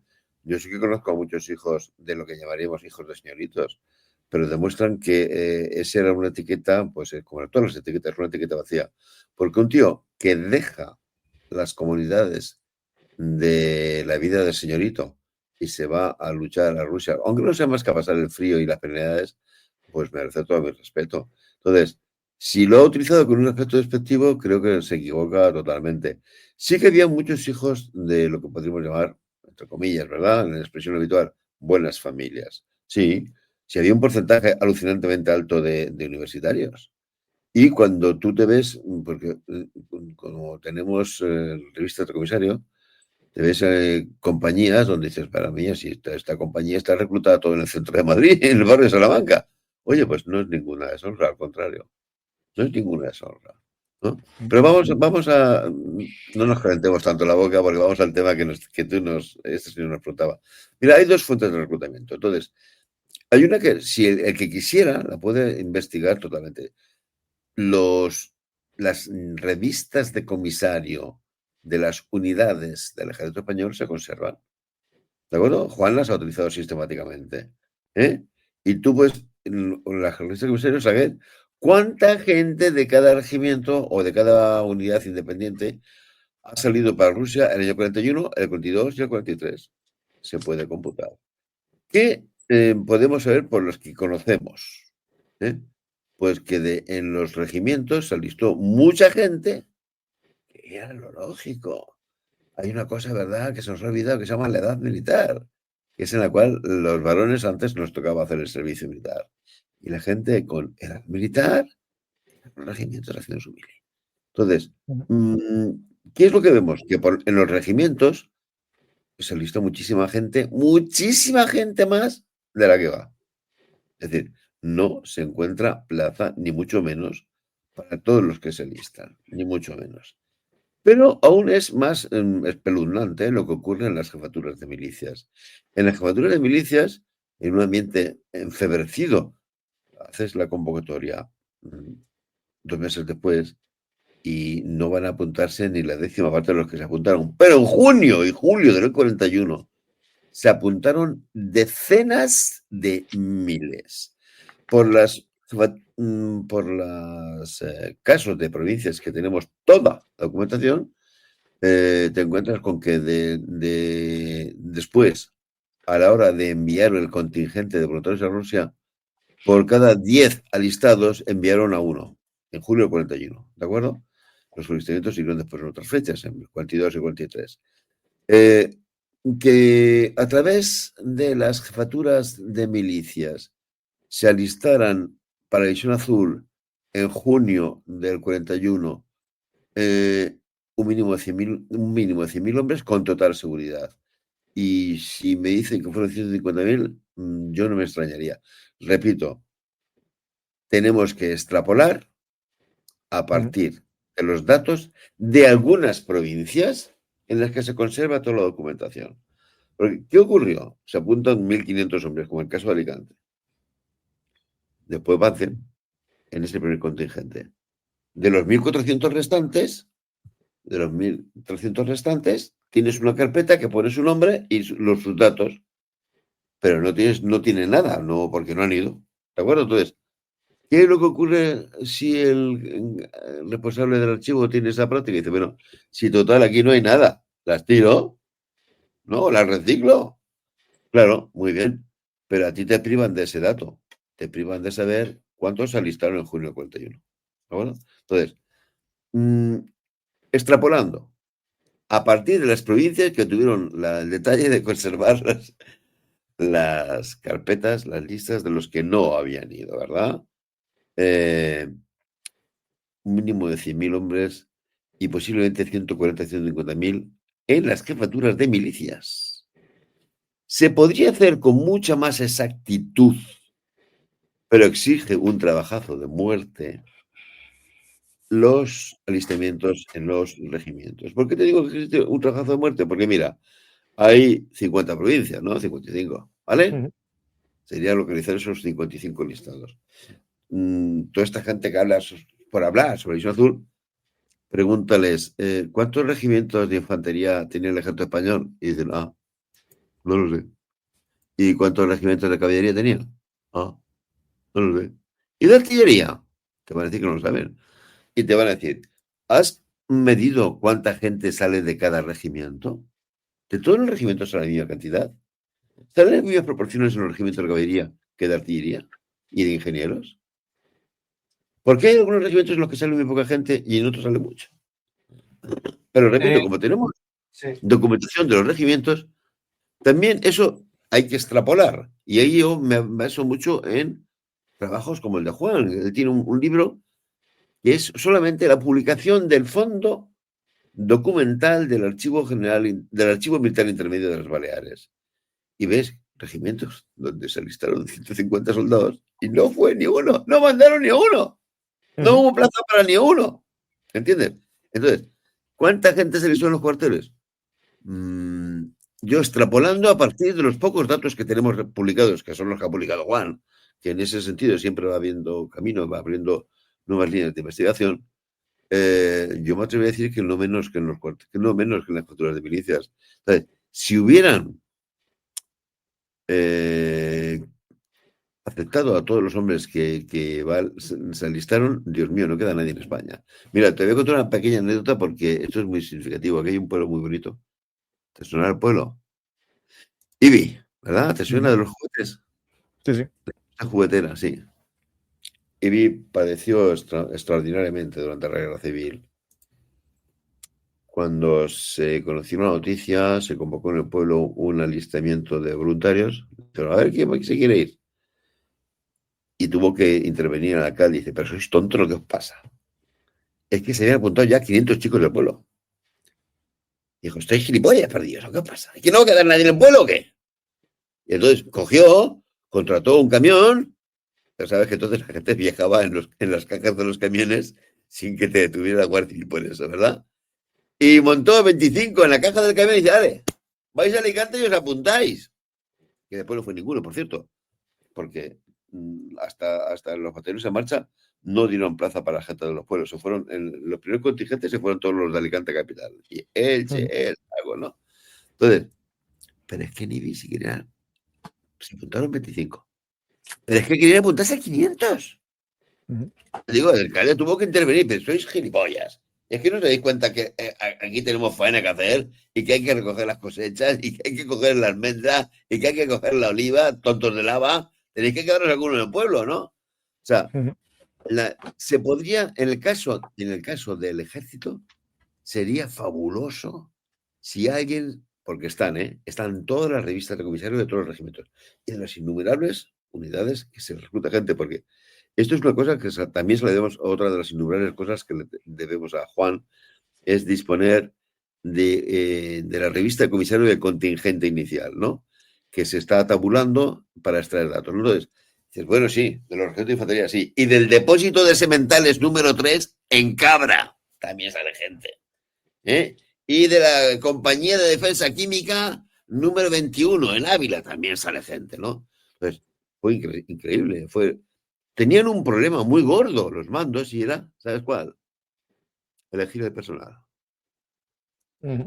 Porque cada vez que decías uno que lo dejabas en tierra, bueno, hubo casos, Hubo casos de gente que amenazó. Sobre todo, amenazar a un oficial del ejército en aquella época no era muy conveniente ni muy oportuno.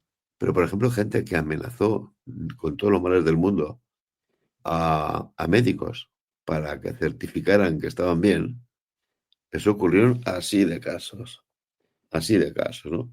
Entonces, ¿cuánta gente se alistó en junio, julio, nadie puede dar en este momento una respuesta exacta.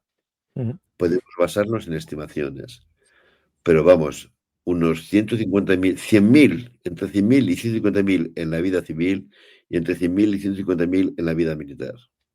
Yo hay si me permites, un dato. Como Carlos sabe, yo a este trabajo mío le dediqué 30 años de mi vida. Y entre otras cosas me recorrí cuando no existían los centros de historia y cultura militar. Iba a las unidades, iba a los cuarteles y allí tuve la suerte de poder consultar sus registros de comisario, la documentación propia en las unidades. Quiero decir que esta tabla, estos dos datos que te voy a dar, son el resultado de años y años de investigación documental. Para darte una idea, sobre todo para darle la boca a aquellos que dicen, es que iban obligados. Mira, si hubiera tenido que ir obligados, Franco lo tenía muy fácil, con decir el regimiento tal, el regimiento cual, o tal, que vayan para, como hizo en África, como hizo en Cuba, o hizo en Filipinas. No, voluntario. Te voy a dar un dato que para mí es demoledor. El regimiento de infantería que había aquí en Palma, voy a dar los menos números posibles para no liar al espectador. El total de la fuerza estaba establecido en 3.347 hombres. Esto era lo mismo para toda España. Cada regimiento de infantería, la dotación era de 3.347 hombres. ¿Vale?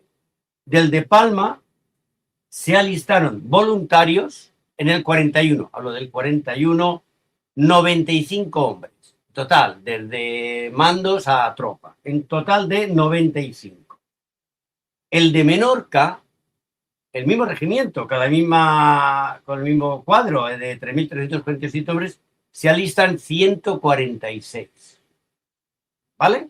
Dos regimientos iguales, con la misma fuerza. En Palma se alistan 95 y en Menorca se alistan 146. Es decir, ¿qué pasa? Que en Menorca son más valientes, son más aguerridos, o al revés, o los mallorquines son un poquito... No, que Menorca había sido republicana durante toda la guerra y que en otro trabajo al que le dediqué 5 años de mi vida trabajando en total unas 100 causas entre nacionales y republicanas, establecí todos y cada uno de los crímenes que se cometieron en Menorca con nombres y apellidos, no solamente de las víctimas, sino también de los verdugos que se cometieron en Menorca. ¿Esto influye? Joder, si influye. Pues claro que influye, hombre. Eso hace que del regimiento de artillería de Mallorca se alisten 117 y del de Menorca 256. Pero es que vamos a otro dato. En total, en el año 41 se presentaron en Baleares, en todas Baleares, se presentaron 1.141 voluntarios, ¿vale? Voluntarios. Luego, no divisionarios. Luego de esto se había que hacer, como Carlos ha explicado muy bien, mediante los cupos, la criba. O sea, que sobraba gente. O sea, tú imagínate, de 1.141 apenas pudieron ir, bueno, en el 41 ninguno, porque por un motivo que no voy a enrollar. Pero fíjate, te voy a dar otro dato más curioso. Nos vamos a ir al 43, no al 42, al 43. Ya sabemos que Hitler ya no es el martillo germánico invicto, ya sabemos por los que están y han sido repatriados lo que realmente es aquella guerra, lo que realmente se está cociendo allí, de enfermedades, de heridas, de muerte, de tal, tonto ninguno. A estas alturas ya todo el mundo sabía perfectamente para qué se alistaba, ¿vale? Pues en el año 43 todavía consiguen ir 90 baleares voluntarios al frente. Y tú dirás, hombre, Juan, voluntarios, pues sí, ¿sabes por qué? Porque los voluntarios que se presentaron fueron 106. De 106 hubo que elegir a 90. Yo en un apéndice que no pude incluir en el libro, es que era muy extenso, eran como 20 páginas, en la relación de todos y cada uno de los voluntarios que se habían presentado en el 41, en el 42 y en el 43. Y veías cómo había hombres que se presentaban en el 41, no tenían plaza, se presentaban en el 42, no tenían plaza y a lo mejor la tenían en el 43 o no. Creo que estos datos hablan por sí mismos. Pues, Juan, Carlos, por desgracia tenemos que finalizar, que sabéis que el tiempo está limitado por la presión del siguiente programa. Invito a la gente a dejar las preguntas en los comentarios y vosotros vais ahí contestando. Y también volvemos otro día si queréis hablar más en profundidad sobre algún aspecto de la División Azul, o dejo ahí tirado la historia, una breve historia de la División Azul en varios programas. Podemos hacerlo también, pensarlo, si os apetece, a Carlos Pues de o a pronto Juan. te voy a poner en contacto con Juan Mapolle. La medicina, ahí sí vamos. Sí. Y preguntan por aquí de intendencia, uno que es militar en intendencia, si hay algún libro sobre la intendencia en la División Azul. No, de Ricardo Recio. Ricardo Recio es el señor que coordinó este volumen, ¿verdad? No sé si tú lo tienes el libro a mano suyo. No, tengo ya la foto, ya la encontré yo. ¿Ya lo has encontrado? Sí. El servicio de intendencia en la División Azul. Sí, exactamente. Lo tienes ahí. Exactamente. Un libro excelente. Lo que pasa es que este es de los autores que después, digamos, se desenganchó del tema de la División Azul, sigue trabajando en temas sobre el Frente del Este y sobre la Wehrmacht, sobre todo sobre unidades Panzer de la Wehrmacht, y el tema de la División Azul lo abandonó, pero es un libro excelente. ¿Es un libro completo? No, porque aún quedan muchas más cosas que hacer. Aún quedan muchas más cosas que hacer porque el tema de la intendencia, pues estamos en lo de siempre, tiene muchos flecos, ¿no? Y tiene algunos momentos en que uno puede llegarse a emocionar. Un diario de operaciones es una cosa muy aburrida, no, aburridísima. Pero un diario de operaciones de una jefatura de intendencia es plumbeo. Hemos recibido tantos vagones con heno, fíjate tú la épica que tiene ahí. Pero te saltan las lágrimas cuando te ves párrafos donde dicen, de orden del general comandante en jefe del aguinaldo que se ha llevado de España, tienen que extraerse productos para repartir entre la población civil y los prisioneros de guerra enemigos que tenemos en nuestro poder. Entonces, se te saltan las lágrimas, ¿no? Y por eso el tema de la intendencia aún daría para más. Aún daría para más, porque este libro fue un gran libro, pero Ricardo pues lo dejó ahí y ya abandonó esta línea de trabajo. Luego, si estaba pensando en investigar, sí, aún se puede hacer más cosas. Y última pregunta que me hacen, Juan, ¿dónde se pueden conseguir tus libros sobre las Baleares, aparte de Amazon? Bueno, la verdad es que no es complicado. Si en internet, en Google pones Juan Negreira, Priestas las Filas, no lo voy a enseñar, porque me había prometido que Carlos y yo no promocionaríamos lo nuestro, sino los de los colaboradores. Pero vamos, con que ponga Juan Negreira libros,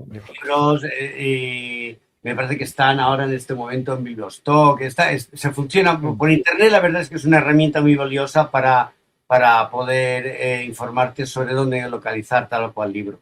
Sí. Pues muchas gracias a los dos y animar a la gente a que lea el libro División Azul, coordinado por Juan Negreira y en el que participa nuestro amigo también Carlos Caballero. Pues si quieres decir algo como despedida final sobre el libro y animar un poco a su lectura, Juan. Bueno, me repito lo de antes, que lo tomen como una vacuna que le va a crear unos anticuerpos maravillosos que le van a venir muy bien para filtrar ya muchas tonterías que están circulando todavía. Y yo querría agradecer a Laos Hispania, porque antes de que decidieran publicar este volumen, tenían una vasta producción, ¿verdad?, sobre historia de España, muy valiosa. Si has colaborado con ellos, no tengo que explicarte nada. ¿Verdad? Muy valiosa, muy variada, todas las épocas. Y con toda la naturalidad del mundo, han incorporado esto sobre División Azul. Y otras personas dirían, oye, esto a lo mejor es políticamente incorrecto. Y dice, ¿qué demonios? Es historia de España. Y de la mejor historia de España, por otra parte.